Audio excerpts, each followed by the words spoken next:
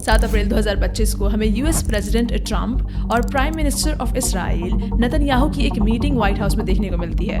ये मीटिंग की गई थी गाजा में मौजूद इसराइली यरगमालियों और यूएस टैरिफ्स को डिस्कस करने के लिए। इस मीटिंग में ट्रंप ने गाजा को इम्पोर्टेंट रियल एस्टेट कर बुलाया, जैसे कि वो कोई प्रॉपर्टी डील हो।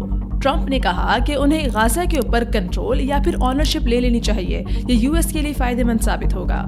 ये बात उन्होंने पहले फरवरी 2025 में भी नेतन्याहू के साथ मीटिंग में कही थी। उन्होंने कहा कि गाजा अब एक डिमोलिशन साइट है और उसको यूएस को रीबिल्ड करना चाहिए, लेकिन एक कैच है, गाजा को रीबिल्ड करना चाहिए पैलेस्टीनियंस के बिना। ट्रंप ने दोबारा सेम चीज रिपीट की कि 1.8 मिलियन पैलेस्टीनियंस को रीलोकेट कर देना चाहिए, उनको उनकी ही जगह से निकालकर उस जगह को रीबिल्ड करना चाहिए बेटर फ्यूचर के लिए। ये पूरी मीटिंग अमेरिकन्स के लिए किसी फेरी टेल से कम नहीं थी, जहां पर दो लीडर्स बैठकर ये डिस्कस कर रहे हैं कि किसी एक इलाके को कब्जे में लेने के बाद वहां के लोगों को कैसे ट्रीट किया जाए। ये ऑल बटरफ्लाइज मीटिंग्स हो रही हैं 1.8 मिलियन पैलेस्टीनियंस को लेकर जो कि गाजा में रह रहे हैं। गाजा हेल्थ मिनिस्ट्री के हिसाब से अप्रैल 2025 तक गाजा में 50,000 से भी ज्यादा पैलेस्टीनियंस को निशाना बनाया जा चुका है। गाजा का 70% इंफ्रास्ट्रक्चर तबाह हो चुका है। मार्च 2025 से गाजा को एक जेल की तरह मुकम्मल बंद रखा गया है। कोई एड, कोई फूड, इलेक्ट्रिसिटी, पानी तक अंदर नहीं जा सकता।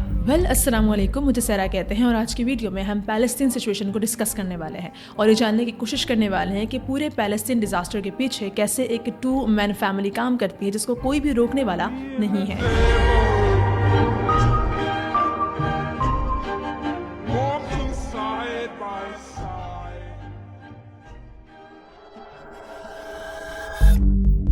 मार्च 2025 को 15 पैलेस्टीनियंस, रेड क्रेसेंट पैरामेडिक्स और रेस्क्यू वर्कर्स प्लस एक यूएन स्टाफ मेंबर, 5 एम्बुलेंसेस, एक फायर ट्रक और एक यूएन व्हीकल में राफा साउदर्न गाजा गए थे। ये लोग इसराइल अटैक्स में इंजर्ड पैलेस्टीनियंस को मेडिकल हेल्प देने के लिए गए थे। यूएन के मुताबिक सारे व्हीकल्स पर इसराइल अटैक कर देता है। इसके 5 दिन बाद इसराइली मिलिट्री ने यूएन टीम को अंदर वापस जाने दिया। जब यूएन वहां पहुंचा तो वहां पर उसे एक बहुत बड़ी कब्र मिली और उस कब्र के अंदर उन्हीं पैरामेडिक स्टाफ्स की बॉडीज मिली जिनको पहले टारगेट किया गया था। न्यूयॉर्क टाइम्स की तरफ से भी एक वीडियो रिलीज किया गया जो कि एक सर्वाइवर के फोन से मिला था। इस वीडियो में क्लियरली देखा जा सकता है कि एम्बुलेंसेस की लाइट्स उस वक्त ऑन थी। क्लियरली उन पर निशान मौजूद था कि ये एम्बुलेंस है। अब ये सब तो हुआ, प्रूफ सबके सामने था, लेकिन उसके बावजूद भी आईडीएफ ने अपना पुराना गेम, अपना पुराना पैटर्न फॉलो किया। पहले हमला करने के बाद, लोगों को जान से मारने के बाद उनकी बॉडीज को दफना कर छुपाने की कोशिश की और जब बॉडीज डिस्कवर हो गई तो ये कहा कि उस व्हीकल पर इसलिए अटैक किया गया था क्योंकि वो हमास की थी और ये दहशतगर्द गाड़ियां बिना किसी लाइटिंग के अंधेरे में इसराइली आर्मी की तरफ बढ़ रही थी। जबकि वीडियो में साफ तौर से देखा जा सकता है कि एम्बुलेंस की लाइट्स ऑन थी। मीडिया हाउसेज जैसे कि BBC, Sky News, Fox News, New York Times, इन सभी पर इस न्यूज को कवर किया गया। लेकिन न्यूज को कवर करते हुए इन सभी में से किसी एक मीडिया हाउस ने भी डायरेक्टली इसराइल को जिम्मेदार नहीं ठहराया, बल्कि ये सभी सबूत दिखाने के बावजूद भी आईडीएफ की उस लाफेबल स्टेटमेंट को ही फॉलो करते रहे। हेडलाइंस जैसे कि इसराइल ने अपनी गलती कबूल की कि उनसे गलती हो गई मेडिक्स पर हमला कर सोल्जर्स को लग रहा था कि शायद वो थ्रेट में हैं, शायद उनको नुकसान पहुंचने वाला है। बॉडीज को इसलिए दफनाया गया ताकि जंगली जानवरों से बचाया जा सके। Regular practice, the army says, to protect them from animals. 15 निहत्ते paramedics को मार दिया गया जो international humanitarian law Geneva conventions के खिलाफ है, क्योंकि मेडिकल वर्कर्स प्रोटेक्टेड होते हैं। अब ये इसराइल का पूरा पैटर्न, पहले कवर अप करना, फिर घुमा फिर आकर फैक्ट्स को रिप्रेजेंट करना, फिर अमेरिका की गोद में जाकर बैठ जाना और न्यूज आउटलेट्स के ऊपर रिले करना, ये कोई नई चीज नहीं है। इससे पहले भी ये नीला झंडा इसी तरह के पैटर्न्स को फॉलो करते आ रहा है। अब वो चाहे 2022 हो, 2023 हो, 2024 के 2 अटैक्स हों, हर बार झूठ बोला जाता है और हर बार सेम एक्सक्यूजेस दिए जाते हैं। अब सवाल ये उठता है कि इतने बड़े अटैक्स हो रहे हैं, इतना ओपनली सब कुछ हो रहा है, कोई कुछ बोलने वाला क्यों नहीं है? यूएन की पॉलिसीज कहाँ है? यूएन ने काफी बड़ी वार्निंग्स दी हैं पहले, जैसे कि नवंबर 2024 में यूएन स्पेशल कमेटी ने कहा कि इसराइल जो कुछ भी गाजा में कर रहा है वो GENOCIDE के कैरेक्टरिस्टिक्स दिखाता है। मार्च 2025 में यूएन एक्सपर्ट्स ने इसराइल पर जेनोसाइडल एक्ट्स का इल्जाम लगाया, रिप्रोडक्टिव हेल्थ केयर डिस्ट्रॉय करने और सेक्सुअल वायलेंस का भी इल्जाम लगाया गया। अप्रैल 2025 में सिक्योरिटी काउंसिल में यूएन राइट्स चीफ ने कहा मेडिकल वर्कर्स को मारना वॉर क्राइम्स हो सकता है। अब एड भेजने की कोशिश भी यूएन बॉडीज, ओचा और UNRWA करते रहे, लेकिन मार्च 2025 से जब से इसराइल का फुल ब्लॉकेट लगा हुआ है तो ये भी नामुमकिन रहा है। सिक्योरिटी काउंसिल में सीज फायर रेजोल्यूशन भी पास हुई थी, जैसे कि मार्च 2024 में एक इमीडिएट सीज फायर डिमांड की गई थी, लेकिन ये इम्प्लीमेंट नहीं हो पा रही है। यूएन की जेनोसाइड को लेकर स्ट्रिक्ट पॉलिसीज हैं। जेनोसाइड कन्वेंशन 1948, यूएन के पास ये पावर है कि जब भी वो जेनोसाइड का रिस्क बढ़ते हुए देखे तो वो मेंबर स्टेट को एक्शन लेने के लिए बोल सके। आर्टिकल 8 के अंडर कोई भी स्टेट सिक्योरिटी काउंसिल से रिक्वेस्ट कर सकती है कि जेनोसाइड को रोका जाए, लेकिन ये मैकेनिज्म भी गाजा के लिए अभी तक फुली एक्टिवेट नहीं हुआ है। यूएन जिनीवा कन्वेंशंस के अंडर बोलता है कि सिविलियंस और मेडिकल वर्कर्स पर अटैक वॉर क्राइम है और नीले झंडे का मुसलसल इन वर्कर्स पर अटैक करना IHL वायलेशन कहलाया जाएगा। सिक्योरिटी काउंसिल ये यूएन का एक मेन एक्शन बॉडी है, लेकिन यहाँ भी 5 परमानेंट मेंबर्स जैसे कि US, Russia, China, UK, France, इन्होंने वीटो पावर का यूज कर काम को रोक रखा है। अगर सिक्योरिटी काउंसिल कोई भी एक्शन लेने की कोशिश करती है तो ये लोग अपने वीटो पावर का यूज करते हैं उस एक्शन को दबाने के लिए। यूएन के through international court of justice ICJ ने जनवरी 2024 में इसराइल को प्लॉसिबल जेनोसाइड रिस्क पे ऑर्डर दिया था एड अलाउ करने का, लेकिन क्या हुआ, इसराइल ने मना कर दिया। यहाँ तक कि अभी भी ICC अरेस्ट वारंट्स भी पेंडिंग है अक्टूबर 2024 से, और एक बहुत बड़ा रीजन यूएन के काम ना करने का US भी है। अब US और इसराइल दोनों फैमिली की तरह काम करते हैं। US इसराइल के बड़े भाई की तरह है। इसराइल कहीं पर कोई भी मेस क्यों ना क्रिएट कर दे, US पीछे से आकर उस पूरे मेस को क्लियर करने का काम करता है। सिक्योरिटी काउंसिल की एग्जांपल ले लीजिए, वहां पर भी बार बार सीज फायर के रेजोल्यूशन को वीटो पावर का यूज करके ब्लॉक किया जाता है। US खुद इसराइल को $4 बिलियन ईयरली देता है, पॉलिटिकली सपोर्ट भी करता है। अब सिक्योरिटी काउंसिल में रशिया और चाइना पैलेस्टीन की साइड में बोलते हैं, लेकिन US और UK इसराइल के साथ हैं, तो ये स्प्लिट यूएन को पैरालाइज कर देता है। कोई भी यूनाइटेड एक्शन नहीं होता और हर बार जब भी किसी भी तरह का कोई भी रेजोल्यूशन पास करने की कोशिश की जाती है वो ब्लॉक हो जाता है या फिर किसी भी तरह से रुक जाता है। अब यूएन बॉडी UNRWA जो कि गाजा में एड्स पहुंचाने का काम कर रही थी, वो खुद फंडिंग क्राइसिस से गुजर रही है। इसराइल ने फरवरी 2025 में UNRWA पर हमले बढ़ा दिए थे और साथ ही US ने भी फंडिंग कट कर दी है। बिना फंडिंग्स के या फिर बिना पैसों के इन क्राइसिस की वजह से भी यूएन के हाथ और भी ज्यादा टाइट बन जाते हैं। आम लफ्जों में हमारे जो ये 2 men की एविल फैमिली है, इसके सामने यूएन की जरा भी नहीं चलती जब तक ये 2 men एविल फैमिली साथ जुड़े हुए हैं। इसराइल का प्रोपेगेंडा और झूठ बोलने का तरीका काफी सिंपल है। पहले कवर अप किया जाता है, उसके बाद मीडिया का इस्तेमाल भरपूर तरह से किया जाता है। रिसेंटली भी अल जजीरा ने रिपोर्ट किया कि कैसे ये लोग पूरे ग्रुप्स फेसबुक पर चला रहे हैं, पूरी कैंपेन्स फेसबुक पर चल रही हैं सिर्फ और सिर्फ इसराइल को सपोर्ट करने के लिए या फिर नैरेटिव्स को चेंज करने के लिए।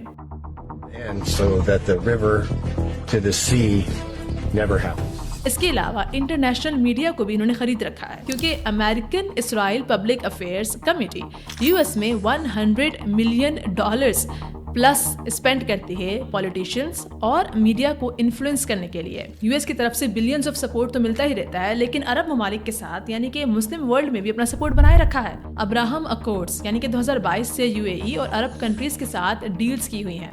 इसराइल ने अपनी पीस लविंग इमेज बनाई हुई है, $10 बिलियन की ट्रेड बना रखी है 2023 तक। सोचो इस नीले झंडे के लिए कितना मुश्किल होता होगा ना सब कुछ मेंटेन कर रखना। एक तरफ मिडिल ईस्ट में रहते हुए मुसलमानों पर अटैक करना, दूसरी तरफ मुस्लिम वर्ल्ड से पूरा सपोर्ट भी हासिल करना। मुस्लिम वर्ल्ड खामोश है, अपनी तिजारत के ऊपर ज्यादा फोकस्ड है, लेकिन इस सब के दौरान गाजा या फिर वेस्ट बैंक में क्या कुछ होता रहा। गाजा में इस्राएली मिलिट्री ऑपरेशंस ने 47,000 प्लस पैलेस्टीनियंस को मार डाला। 1 लाख से ज्यादा इंजर्ड हैं, 14,000 के करीब अभी तक मलबे के नीचे दबे हुए हैं। 70% सिविलियन इंफ्रास्ट्रक्चर जैसे घर वगैरह, स्कूल्स, हॉस्पिटल्स वगैरह तबाह हो चुके हैं। 83% फूड एड ब्लॉक थी सितंबर 2024 तक। हेल्थ सिस्टम भी कोलैप्स कर रहा है। 84% हेल्थ फैसिलिटीज डिस्ट्रॉयड हैं, जो कि 50,000 के करीब हामला औरतें और लड़कियों को अफेक्ट कर रहा है। वेस्ट बैंक में भी कोई हालात अच्छे नहीं है। इसराइल फोर्सेज ने अक्टूबर 7, 2023 से अक्टूबर 7, 2024 तक 719 पैलेस्टीनियंस को मारा है। सेटलर वायलेंस में 1,400 हमले हुए हैं। 6,200 पैलेस्टीनियंस को डिस्प्लेस किया गया है, जिसमें से 2,700 बच्चे शामिल हैं। जनवरी 2025 से एक लार्ज स्केल ऑपरेशन ने 50 से ज्यादा पैलेस्टीनियंस को मारा है, 40,000 से ज्यादा को डिस्प्लेस किया है। 1967 के बाद सबसे बड़ा वेव है ये। اب اس پورے ڈیٹا کو دیکھنے کے بعد کئی لوگ یہ کہیں گے کہ یہ تو بس سلیکٹیو ایمپیتھی ہے, یعنی کہ آپ ایک طرف کی سائڈ لے رہے ہو, دوسری طرف کے بارے میں تو بات کر ہی نہیں رہے. کوئی بات نہیں, ہم پاسٹ میں نہیں جائیں گے, ہسٹری کی بات نہیں کریں گے, بلکہ ریسنٹ ایونٹس جو ہوئے ہیں اسی کو لے کر ہم دونوں کو کمپیئر کر لیتے ہیں. پیلسٹینین سویلینز جن کو مارا گیا ہے وہ 44,000 پلس ہیں غازہ اور ویسٹ بینک میں, جبکہ اسرائیلی سویلینز ان کی رپورٹس کے حساب سے 2,000 پلس ہیں. IDF کا ایسٹیمیٹ کہتا ہے کہ 250 کے قریب اسرائیلیز کو کڈنیپ کیا گیا ہے اور 100 یرغمال بنا کر اپنے پاس رکھے ہوئے ہیں حماس نے ابھی تک. کنڈیشن پر ذرا غور کیجیے گا. کنڈیشن ہے کہ ہمارے ڈیٹینڈ جو لوگ ہیں پیلسٹینینز ان کو چھوڑو تو ہم تمہارے یرغمال بنائے ہوئے لوگوں کو چھوڑ دیں گے, کیونکہ اسرائیل نے 9,000 سے بھی زائد پیلسٹینینز کو ڈیٹین کیا ہوا ہے, جس میں فائٹرز اور سسپیکٹڈ سویلینز شامل ہیں, بچے بھی اس میں شامل ہیں. ان کو ایسے ہی ڈیٹینی نہیں بنا کر رکھا ہوا, بلکہ چھوٹے چھوٹے بچوں کے اوپر پورے کیسز بنائے ہوئے ہیں. بچے جو کہ اس میں 700 سے بھی زائد ہیں ان کو ہارش کنڈیشنز میں رکھا گیا ہے. یہ یونیسیف 2024 کی رپورٹ میں شامل ہے.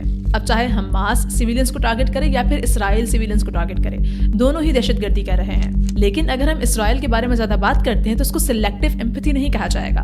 وہ اسی لیے کیونکہ اسرائیل جو کرائمز کرتا آ رہا ہے وہ آج کے نہیں ہیں, یہ کرائمز وہ پچھلے کئی سالوں سے ڈیکیڈ سے کرتا آ رہا ہے. اگر آج حماس ایگزسٹ کرتا ہے تو اس کے پیچھے کا بہت بڑا ریزن اسرائیل یا پھر US خود ہیں. Can you name other instances of foreign aid going to terrorist organizations? We have assisted Al-Shabaab in Somalia. There's been instances of the Khamzi network in Sudan, Hamas, Islamic Jihad, Hezbollah, Kataib al-Hezbollah, Hayat Tahrir al-Shams in Syria. Dozens of terror organizations have received indirect assistance from US foreign aid.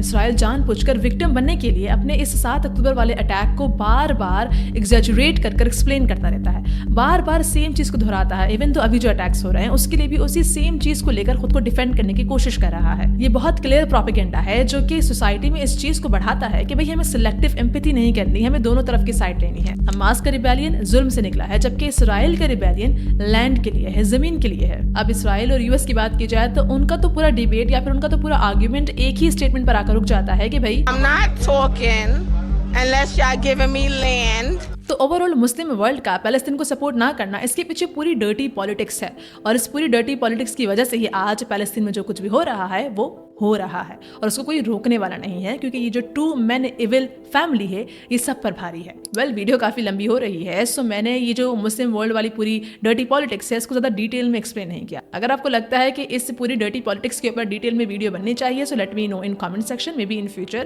میں اس پر detail میں video ضرور بناؤں گی. And yes, boycott کے اوپر بھی ہم detail میں ویڈیو بنائیں گے, not in this one but in detail separate video boycott کے اوپر بھی بنائی جائے گی. اب تک کے لیے اتنا ہی. آپ کو کیا لگتا ہے اس 2 men evil فیملی کو روکنے کا کوئی طریقہ ہے؟ لیٹ می نو ان کامنٹ سیکشن. اور ہاں, اپنا آن لائن پروٹیسٹ جاری رکھیے. Thanks for watching. I believe that it's time to